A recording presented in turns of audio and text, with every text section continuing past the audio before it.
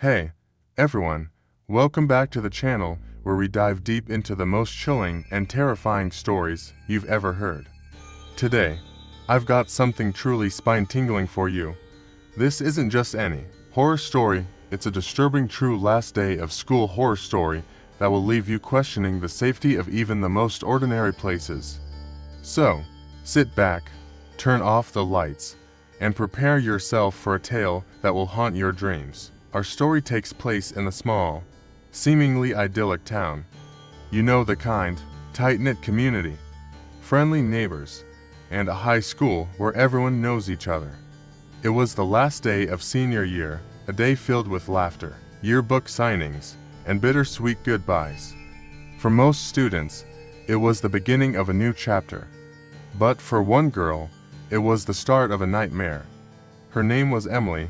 She was an average student, not too popular, but not a complete loner either. Emily had a small group of friends she was close to, and they had made plans to celebrate their last day with a party at a secluded spot near the woods. It was a tradition for the seniors to have one final gathering away from prying eyes, and this year was no different. As the final bell rang, Emily and her friends met up at the edge of the school parking lot. There was an air of excitement mixed with a touch of sadness. They were all eager to make the night memorable. Little did they know just how unforgettable it would become. They piled into two cars and drove out to the spot, a clearing in the woods known as the Hangout. It was a place filled with memories of past bonfires, late-night confessions, and countless teenage escapades. As the sun began to set, they set up a small fire and settled in for the evening. The first few hours were filled with the usual antics, singing, dancing, and reminiscing about the good times they'd shared. As the night wore on, the group started to thin out. A few friends left early, needing to be home before their parents realized they were gone. Eventually, it was just Emily, her best friend Jess, and two others, Mark and Danny. Jess suggested they tell scary stories, to which everyone eagerly agreed. They went around the circle, each sharing tales of local legends and ghostly encounters. When it was Emily's turn, she hesitated. She had never been one for horror stories, but she remembered something her grandmother had once told her about the woods. "There's a legend," she began, "about a spirit that haunts these very woods. They say it's the ghost of a young girl who died here years ago. She was lost, wandering through the trees, and never found her way out. Now, her spirit roams, looking for someone to join her in her eternal search." The group fell silent, the crackling of the fire the only sound. Just as Emily finished her story, a cold breeze swept through the clearing, causing the flames to flicker. Jess laughed nervously, trying to shake off the eerie feeling that had settled over them. "Okay, Emily, that was creepy, but it's just a story, right?" Jess said, her voice wavering slightly. Emily nodded, but she couldn't shake the feeling that they were being watched. The others tried to brush off the unease, but the atmosphere had changed. They decided it was time to head back, packing up their things and putting out the fire. As they walked back to their cars, the feeling of being watched grew stronger. Mark and Danny walked ahead, joking to lighten the mood, while Emily and Jess lagged behind. Suddenly, Jess grabbed Emily's arm, her eyes wide with fear. "Did you see that?" Jess whispered. Emily turned to where Jess was pointing, but she saw nothing but darkness. "See what?" she asked, her heart pounding. Jess shook her head. "I thought I saw someone." "Never mind, it's probably nothing." They quickened their pace, eager to leave the woods. When they reached the cars, they found Mark and Danny waiting, their faces pale. "Guys, let's get out of here," Mark said, his voice trembling. "Something doesn't feel right." They all piled into the cars and drove back to town in silence. The party was over, but the sense of unease lingered. That night, Emily couldn't sleep. She kept thinking about the story she had told and the feeling of being watched. A few days later, Emily's worst fears were confirmed. Jess called her, her voice shaking. "Emily, you need to see this," she said. Emily rushed to Jess's house. and what she saw made her blood run cold. Jess had taken a photo of their group at the clearing, and in the background, barely visible in the darkness, was the faint outline of a figure. It was a girl, standing just at the edge of the firelight, watching them. They showed the photo to the rest of their friends, but no one could explain it. There had been no one else at the clearing that night. Emily and Jess tried to move on, but the image haunted them. They had seen the ghost of the girl from the legend, and they could never forget the feeling of her eyes on them. To this day, Emily avoids the woods, especially at night. She knows the stories are true. The spirit of the lost girl is still out there, searching for someone to join her, and every year, on the last day of school, she finds a new group of students to watch, waiting for the one who will stay with her forever. Story number 2. Next story takes us to a small town in the Pacific Northwest, where the dense forests and misty mornings create an atmosphere of mystery. The last day of school is usually a time of celebration, but for Jake, it became a day of unspeakable horror. Jake was a quiet, unassuming senior. He wasn't the type to stand out in a crowd, and he liked it that way. With only a few close friends, he spent most of his time studying and preparing for college. On the last day of school, he decided to stay late to help his favorite teacher, Mr. Thompson, clean up the classroom. Mr. Thompson was one of the few teachers who really understood Jake, and they often talked about life, dreams, and the future. As the sun began to set, casting long shadows across the deserted hallways, Jake and Mr. Thompson finished their work. Mr. Thompson thanked Jake and left, reminding him to lock up before he left. Jake nodded, feeling a strange sense of foreboding as he watched his teacher walk away. Jake gathered his things and made his way to his locker. The school, usually buzzing with activity, was eerily quiet. The only sound was the soft hum of the fluorescent lights. He felt a chill run down his spine as he turned the combination on his locker. When he opened it, a note fluttered to the ground. It was a piece of paper folded neatly in half, with his name written in shaky handwriting. Curious, Jake picked it up and unfolded it. The note read, "Meet me in the art room. I need your help. Sarah." Jake's heart skipped a beat. Sarah was a girl from his class, someone he'd always admired from afar, but never had the courage to talk to. Why would she need his help? And why now, on the last day of school? Despite his apprehension, Jake's curiosity got the better of him. He made his way to the art room, located at the far end of the school, near the old gym. As he walked, he couldn't shake the feeling that something was terribly wrong.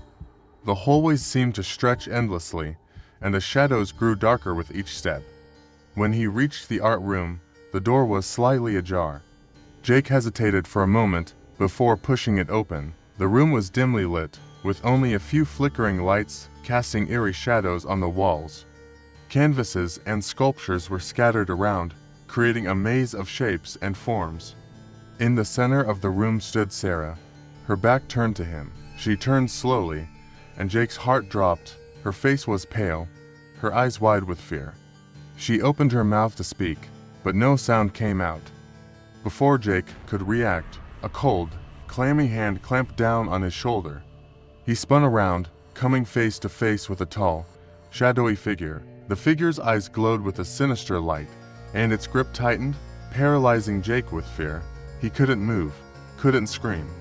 The figure leaned in close, whispering in a voice that chilled him to the bone. "You shouldn't have come here, Jake." Jake's mind raced. Who was this? Why was this happening? The figure released him, and he stumbled backward, tripping over a paint can and crashing to the floor. Sarah let out a strangled cry, but the figure silenced her with a wave of its hand. "This is our secret," the figure hissed, "and now, it's yours too." Jake struggled to his feet, his heart pounding in his chest. He grabbed Sarah's hand, pulling her towards the door. They ran down the hallway, the figure's laughter echoing behind them. They didn't stop until they were outside, gasping for breath in the cool night air. They never spoke of what happened in the art room.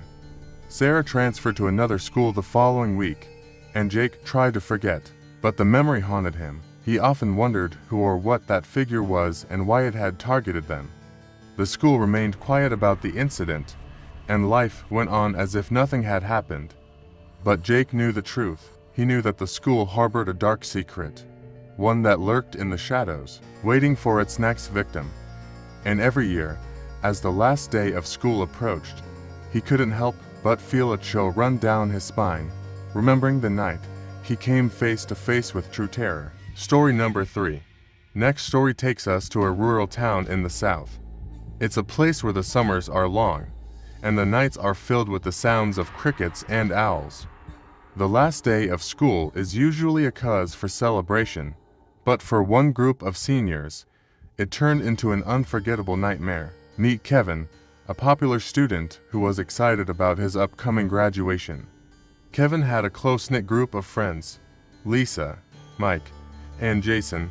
They had been through everything together: pranks, parties, and late-night study sessions. For their final day of high school, they decided to do something special: a night of camping in the old forest behind their school. It was a tradition among seniors, and they wanted to make their last day memorable. The day started like any other last day of school. The halls were filled with laughter, hugs, and promises to stay in touch. After the final bell rang, Kevin and his friends gathered their camping gear and headed into the woods. The sun was setting, casting a warm glow through the trees, and the air was filled with the scent of pine and earth. They found a perfect spot near a small clearing and set up their camp. As night fell, they built a fire, roasted marshmallows, and shared stories. The atmosphere was perfect until Jason decided to share a local legend he had heard from his older brother. "There's a story," Jason began, his voice slow and serious, "about a man who used to live in these woods. They called him the Keeper. He was a recluse, someone who stayed away from the town and everyone in it. People said he was into some dark stuff, rituals, sacrifices, you name it. One day, he just vanished, and no one ever saw him again. But they say his spirit still roams these woods, looking for those who dare to trespass on his land." The group laughed it off, teasing Jason for trying to scare them. But, as the night wore on, the mood grew tense.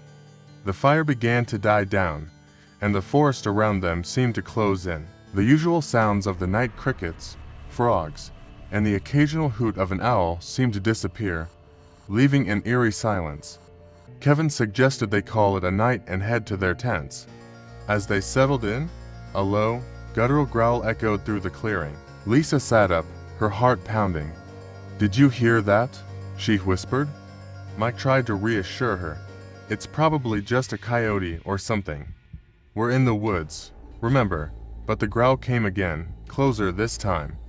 Kevin grabbed a flashlight and unzipped his tent. "I'm going to check it out," he said, trying to sound braver than he felt. He stepped out into the darkness, the beam of his flashlight cutting through the night. The others followed, their own flashlights flickering on. They moved cautiously through the trees, the growling sound growing louder and more menacing. Suddenly, the light caught something: an old, decrepit cabin half hidden by the underbrush. The door hung open, swaying slightly in the breeze. Kevin felt a chill run down his spine. "Guys, I think we should go back," he said, his voice trembling. But it was too late. A figure stepped out from the shadows of the cabin. It was tall, with long, unkempt hair and eyes that glowed with an unnatural light. The Keeper. He moved towards them with an eerie, deliberate pace. "You shouldn't be here," the Keeper rasped, his voice like gravel. "This is my land." The friends turned to run, but the forest seemed to close in around them, branches grabbing at their clothes and tripping them. Kevin looked back, his heart pounding in his chest, only to see the Keeper getting closer. They finally broke free of the trees and sprinted back to their campsite. They grabbed their things and ran for their cars, not stopping until they were safely inside. As they sped away, they could see the outline of the Keeper standing at the edge of the forest, watching them with those glowing eyes. The friends never spoke of that night again, and they never returned to those woods. The last day of school, which should have been a time of joy and celebration, became a haunting memory that would stay with them forever. Kevin still dreams of the Keeper, his menacing figure lurking just out of sight, a reminder that some legends are more than just stories. Thank you for joining me on this chilling journey. If you enjoyed this story and want to hear more like it, be sure to like, subscribe, and hit the bell icon to get notified every time we upload. Remember, sometimes the most innocent places can hide the darkest secrets. Stay safe, and until next time, keep your eyes open and your lights on.